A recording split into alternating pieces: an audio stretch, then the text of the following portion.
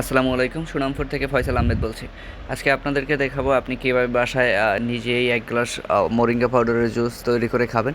এই জন্য আমরা প্রথমেই যেটা করব সেটা হচ্ছে আমরা প্রথমেই এর মধ্যে অর্ধেক গ্লাস পানি নিয়ে নেব এবং সাথে ১ চামচ মোরিঙ্গা পাউডার নিয়ে নেব এবং আমরা পরিমাণ মতো নিয়ে নেব হচ্ছে পিঙ্ক সল্ট।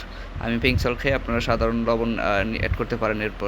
এরপরে আমরা এটাকে খুব ভালোভাবে পেস্ট করে নিতে হবে, কারণ এটা এইভাবে পেস্ট না করলে পানি বেশি হলে আর সুন্দরভাবে পেস্ট আসবে না। তো এটা সুন্দরভাবে পেস্ট করতে করতে চলুন আমরা মোরিঙ্গা পাউডারের উপকারিতাগুলো এক নজরে দেখে আসি। নিয়মিত সজনে পাতা খেলে মুখের রুচি বাড়ে, শরীরে কোলেস্টেরলের মাত্রা নিয়ন্ত্রণে রাখে, লিভার ও কিডনি সুস্থ রাখে, উচ্চ রক্তচাপকে নিয়ন্ত্রণ রাখে, শরীরের বয়সের চাপকে সহজে উঠতে দেয় না, রোগ প্রতিরোধ ক্ষমতা বাড়ায়, ওজন কমাতে এটি দারুণ কাজ করে, জ্বর ঠান্ডা কাশি সমস্যা দূর করে। এছাড়াও মোরিঙ্গা পাউডার প্রায় ৩০০ রোগের সমাধান হিসেবে কাজ করে, আয়ুর্বেদ শাস্ত্রমতে এটাই বলে। গ্যাস্ট্রিকের সমস্যা থেকে উপশম দেয়। তো এই ছিল হচ্ছে, এছাড়াও মোরিঙ্গা পাউডারের আরও অনেক উপকারিতা রয়েছে।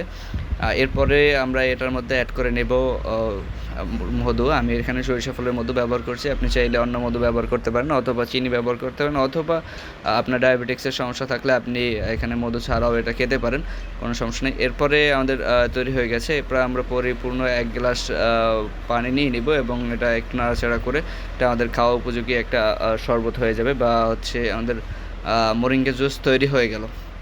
তো এটা আসলে খেতে আহামরি যে স্বাদ তা কিন্তু না, তবে এটার স্বাস্থ্যগুণতা বা পুষ্টিগুণতা অনেক বেশি।